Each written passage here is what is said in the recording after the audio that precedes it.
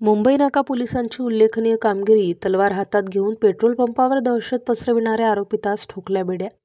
नाशिक शहर हद्दीत हातामध्ये हत्यार घेऊन दहशत माजवणाऱ्या इसमांवर कारवाई करण्याबाबत माननीय पोलीस आयुक्त श्री संदीप कर्णिक सो व पोलीस उपायुक्त परिमंडळ 1 मोनिका राऊत यांनी आदेशित केलेले आहे.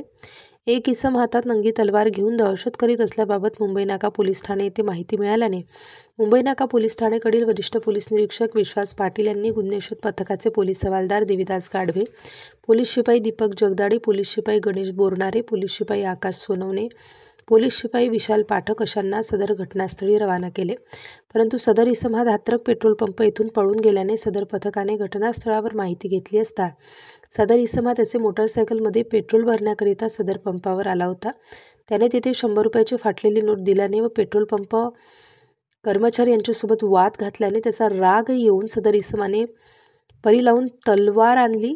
घरी गेल्यानंतर त्याने तलवार आणली व पेट्रोल पंप येथे दहशत करून पेट्रोल पंप येथे पेट्रोल भरण्याकरिता आलेले फिर्यादी नामे सुनील एकनाथ पगारे वय 33 वर्ष राहणार उपनगर नाशिक यांच्या डोक्यात नंगी तलवार मारून जीवे ठार मारण्याचा प्रयत्न केला.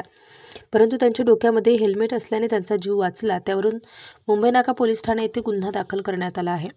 सदर तलवार चोरी इसमाचा गुन्हेशोध पथकाचे अंमलदार यांनी शोध घेतला असता पोलीस शिपाई गणेश बोरनारे यांना गुप्त बातमीदाराने माहिती दिली की सदर इसम हा बजरंगवाडी येथे आहे. त्यावरून गुन्हेशोध पथकाचे अंमलदार यांनी बजरंगवाडी परिसरात सापळा रचून सदर इसमास ताब्यात घेऊन त्याचे नावगाव विचारले असता त्याने त्याचे नाव मदन लक्ष्मण सूर्यवंशी वय 38 वर्ष याच ताब्यात घेऊन काल मध्यरात्री अटक करण्यात आली असून त्यात माननीय न्यायालयाने 13/11/2025 रोजी पावतो पोलीस कोठडी रिमांड दिली आहे. मुंबई नाका पोलिसांनी तात्काळ कारवाई करून तलवारधारी आरोपीचा शोध घेऊन अटक केल्याने बोधलेनगर परिसरातून नाशिक पोलिसांचे कौतुक होत आहे. स्टार न्यूजसाठी मोहसिन पठाण, नाशिक.